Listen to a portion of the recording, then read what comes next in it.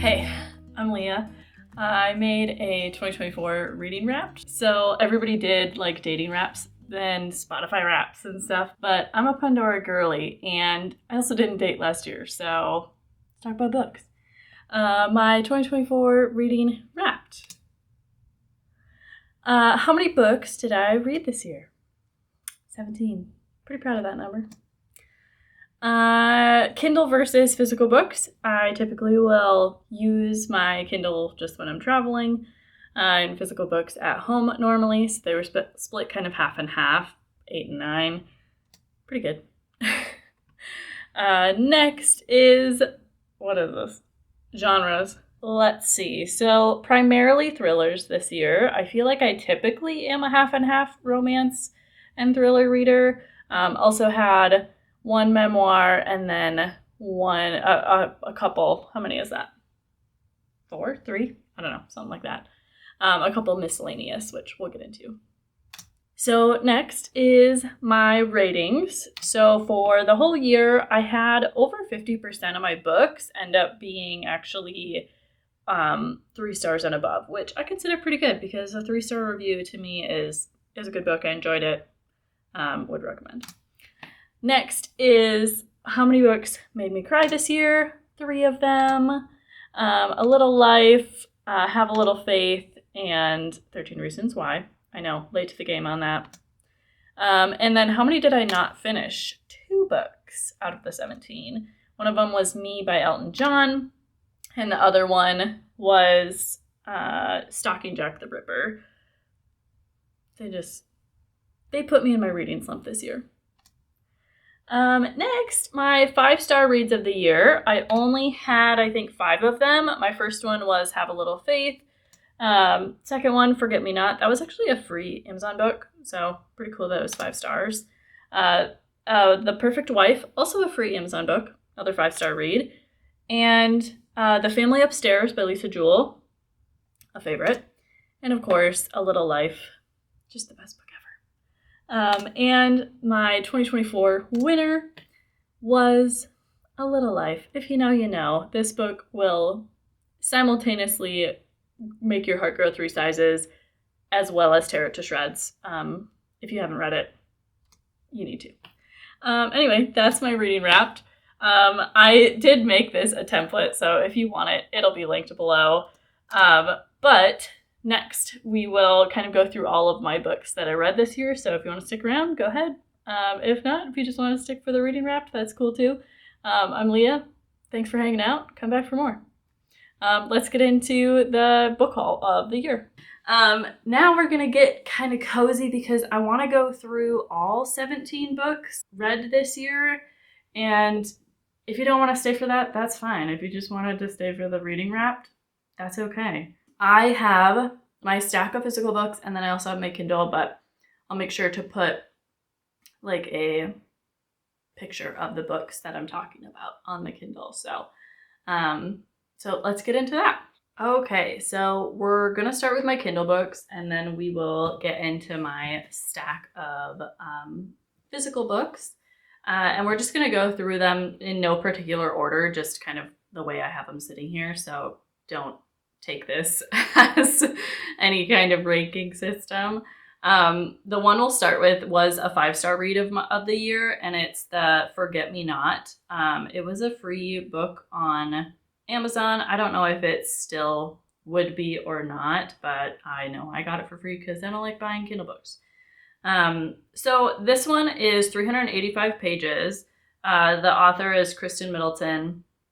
And I had never read any of her books before, but I love a good thriller, so I grabbed this one. And essentially it's like a cat and mouse game with a stalker situation.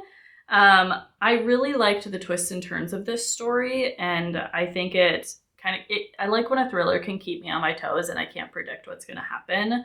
And this one did just that. So the synopsis: he wants her dead, but not before he has little fun first. When a deranged lunatic starts targeting single mom Amanda Schultz with threatening letters and presents at her doorstep, she turns to police, who offer no real advice, and at the mercy of the psychopath, Amanda realizes she's in a game of cat and mouse, where the killer keeps changing the rules, and the winner is the only one left standing. Would recommend. Great book. Really quick read. Yeah, that one was one of my 5-star. Okay, next was Hereafter by Sean Costello. And this one, I gave it a 3-star rating. It's 270 pages. And it's a kind of a sweet story, kind of a thriller. It's about a dad that loses his son and is kind of in this grief-stricken issue of like hallucinations and then ends up trying to solve a murder.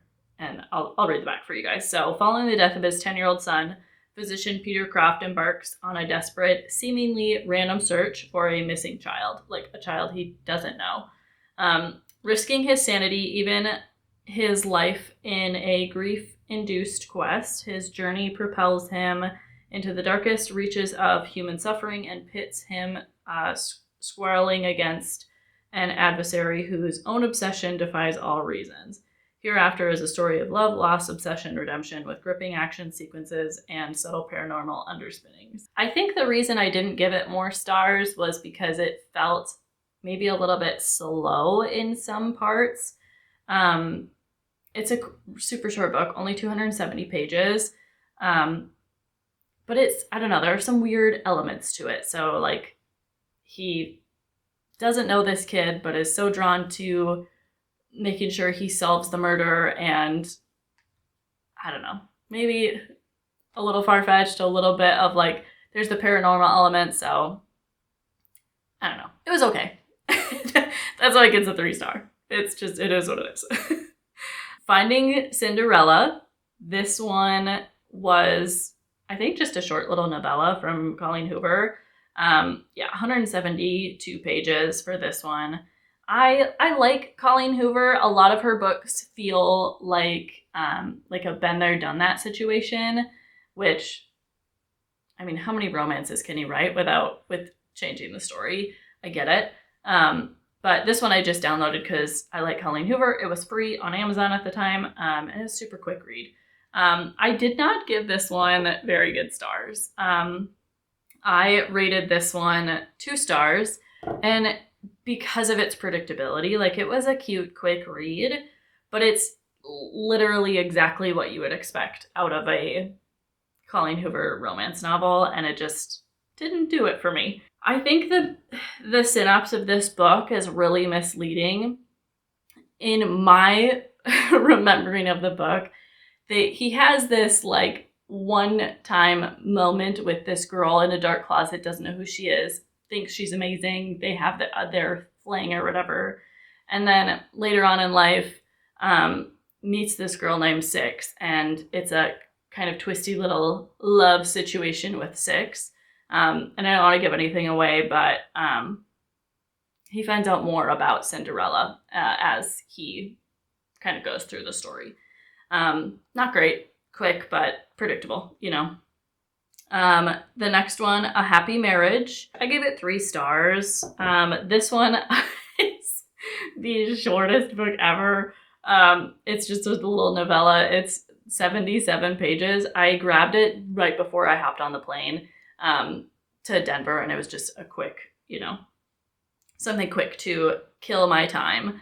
So it says, she's planning the perfect wedding. He's planning the perfect alibi. Kathy's a wedding planner for the rich and famous, and after she gets a contract to plan the wedding of the wealthiest couple in town, she knows that her business will skyrocket if she does well. Kathy's husband has his own plans. She presents her marriage as perfect. It's better for business. Sometimes even Kathy believes her own lies. She knows things are not best between her and her husband.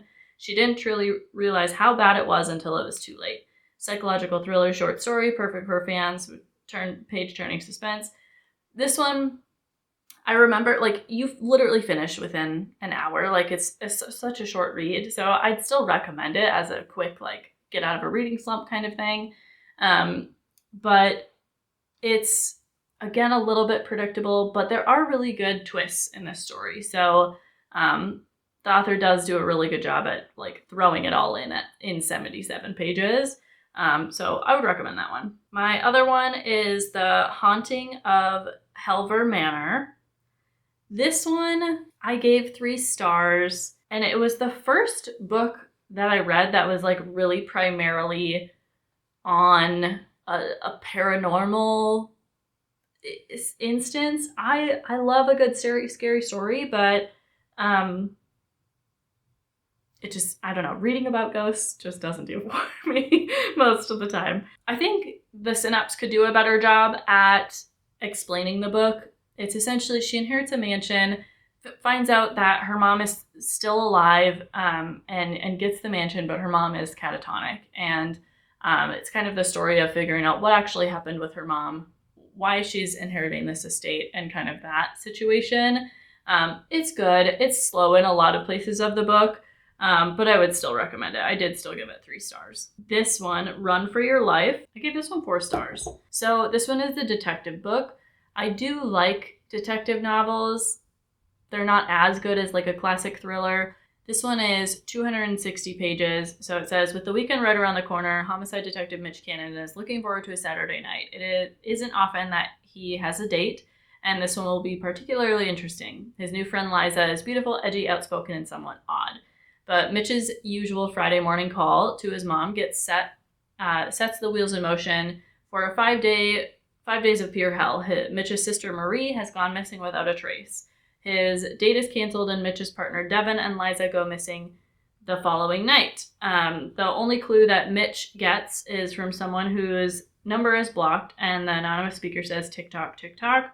Mitch and his entire precinct sets out on a white-knuckle search for his sister, partner, and new friend before time runs out and all 3 are gone forever. This one's just a really classic detective novel. The one thing I did really like about this is it didn't feel slow. Every chapter was keeping me engaged. That's why I gave it 4 stars. It's not amazing. If you like detective novels, mysteries, that kind of thing, it's pretty good. The next one is The Next Girl, another detective novel. This one's 302 pages. So Deborah Jenkins pulls her coat around her for a short walk home in the pouring rain, but she never makes it home that night. 4 years later, an abandoned baby girl is found wrapped in dirty rags on the doorstep. An anonymous phone call urges the police to run a DNA test, and nobody's prepared for the results. So obviously, we figure out the baby is, it's pretty obvious. I'm sorry for the spoiler, but the baby is Deborah's, okay? So 4 years later, they find this random baby. It's an interesting story. I gave it 3 stars. I think it's predictable. Again, I hate a predictable book.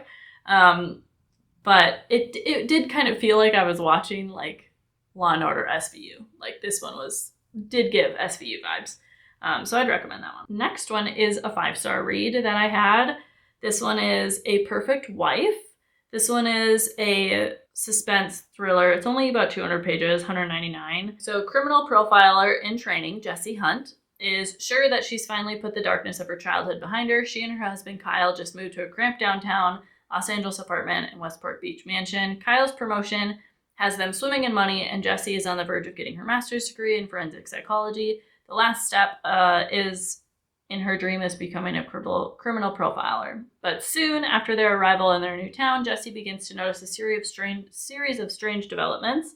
The neighbors and their au pairs all seem to be hiding secrets. The mysterious yacht club that Kyle is desperate to join is rife with cheating spouses and with troubling rules of its own. And the notorious serial killer being held at a psychiatric hospital where Jessie's completing her degree seems to know more about her life than is normal or safe. As her world starts to unravel, Jessie begins to question everything around her, including her own sanity. How she uncovers the disturbing conspiracy buried within a sunny, wealthy Southern California beach town. Does the mass murderer she's studying really know the origin of her private nightmares, or has her tortured past finally come back to claim her?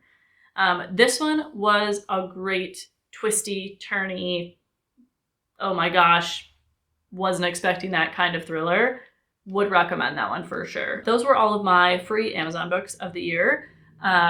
You can't always expect 5 stars with a free Amazon book, but sometimes you get them and it's great. So next we'll go into my physical books. I prefer a physical book. They're like little trophies. So I will spend money on physical books, but I love to thrift physical books. So I'd love to do like a thrifted book haul with you guys because I did just go. thrift booking. So this first one is Have a Little Faith by Mitch Albom. He is my favorite author. I have read almost every single book of his. The way that he writes is just so heartfelt and beautiful. I just love it. So this one, I picked it up simply just because it was Mitch's book. But it is, so in the beginning there was a question, will you do my eulogy, as is the case with Faith? I often thought I was being asked a favor. In truth, I was being given one. So this one is a true story. Mitch often writes about his actual life, which I think is great. And so if you've read Tuesdays with Morrie, that one's my favorite book. Same vibe, but in a more religious setting. So I am the furthest from religious, but Mitch does a really good job at making this an enjoyable book, even if you are not a religious person. He grew up Jewish. He had a rabbi that asked him to do his eulogy when he died, and it's kind of the story of getting to know his rabbi on a personal level, and it's sweet. It's going to make you tear up. It's kind of one of those like reading life lessons from an old friend situation for this book. Very cute. Next was the 13 Reasons Why. This one, again, it was one that I wasn't planning on ever reading. I didn't watch the show, just something I didn't want to read about, but I decided I have a hard time with the trends and the hypes, and I finally gave in just because I saw this book at the thrift store, and I was like, you know what, I gotta know. I gotta know what it is. So I read it, and it was great. I gave it a 5 stars. I think the reason I gave it a 5 stars was not necessarily because the book was amazing, but because of the lesson that the book carries. I think it's a really great just life lesson for teenagers, people, humans, you know. So I did give it 5 stars. It was an enjoyable read as well. Definitely YA for sure. But if you don't know, so this girl commits suicide and leaves tapes for this boy named Clay to listen to figure out why she did it. And it's sweet. It's sweet, it's sad, it's a little bit of like a mystery too, because you don't know all 13 reasons right away, of course. But yeah, I would give that one a recommendation for sure. This one was The Boy Next Door. I was really excited for this one because the whole book is written in like email format, and I was like, wow, that's such an interesting, different, switch up way to read. No, it was kind of boring. I only gave this one 2.5 stars. So I actually put all my book reviews on Instagram. It's the one with book reviews. I'll link it below too. But here was my review for this one. So I was really excited for this book when I first got it. It's in the Kelly Ripa Book Club, and it just fell flat. So it started out fun. It was cute and interesting for like the first half, and then after the halfway point, it gets boring and predictable. The last half was a situation where you're just kind of annoyed with the characters and feel like the story could have ended a lot sooner. And there's also a little bit of a murder mystery in there, but there's no it's like an odd addition to the story, and it doesn't really fit the rest of the story, and it kind of feels forced and silly, and I wouldn't recommend. I did enjoy the email format, but no. Okay, so essentially it's this woman that works for the New York Journal, and she has a neighbor. The neighbor ends up in a coma from this situation that happens, and she has to take care of her dog, and the grandson or nephew or something like that comes to move in next door to take care of the pet for her, or so she thinks it's the nephew. I don't know. Predictable, but I don't know. Wouldn't recommend. The next one was The Last to Die. So this one says, it all started out as a game, just a way to have fun. We figured as long as we had rules, it wouldn't be a problem. Rule number 1, only break into one another's house. Rule number 2, only take stuff that can be replaced. It worked for a while. Whoever's turn it was to break in got a rush, and the rest of us laughed at all the trophies we brought back. But then someone went too far, lives were ruined, someone's dead, and I might be next. This one I only gave 2 stars. It's kind of dumb. I don't know how else to explain it. Characters are kind of stupid in this book, and it's a bunch of teenagers, and they break into each other's houses to steal things as a game just to see what they can get away with. It's dumb. No. Just no. Okay, I'll do these two together. So this one is The Family Upstairs and then The Family Remains. Of course, sequel to the first one. So this is tricky because this first one I gave a 5-star. This one I only gave a 3-star. When they make like a second movie and you're like, they should have just stopped at 1. That's how I felt with this. This one did not need to be written. This ending on a little bit of a cliffhanger would have been fine. Not to say this one was bad, but it just felt flat, like kind of pointless. The back does not do this justice. I love a good book that like can converge characters and timelines seamlessly where you feel like you are reading all over the place. Lisa Jewell does that really well. So you're reading from a few different timelines. One is Libby, the daughter.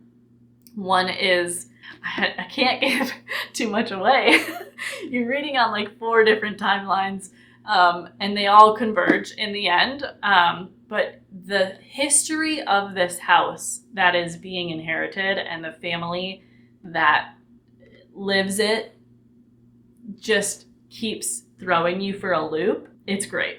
I would recommend it. This second one is kind of what happens after they all converge. And one of the characters from the beginning is trying to throw you for a loop every time.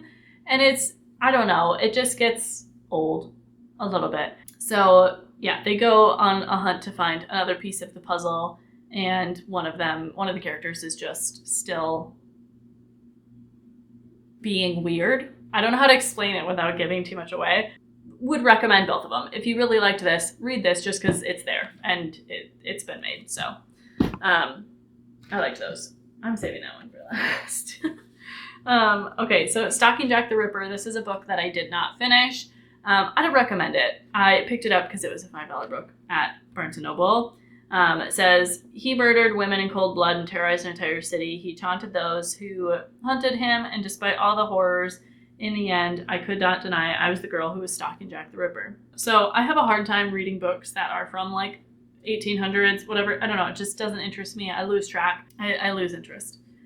This one is, of course, placed in the Jack the Ripper timeline, and it's not bad. It's slow. I got 160 pages in. I just had no desire to keep picking it up, so I just stopped because I wanted to finish other books this year.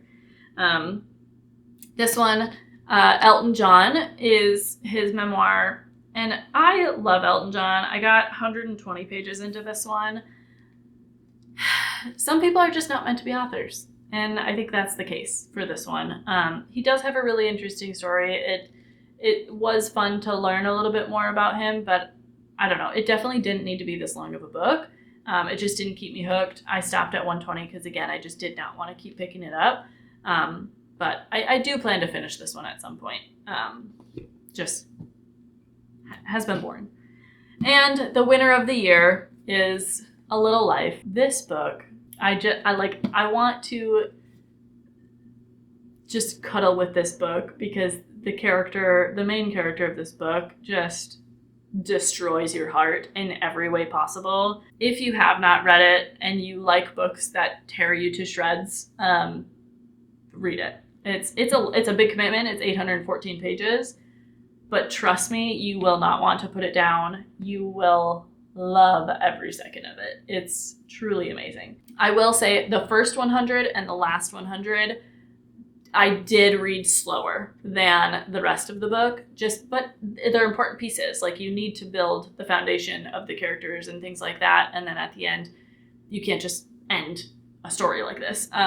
So I will say the first 100 and last 100 do read a little bit slower, but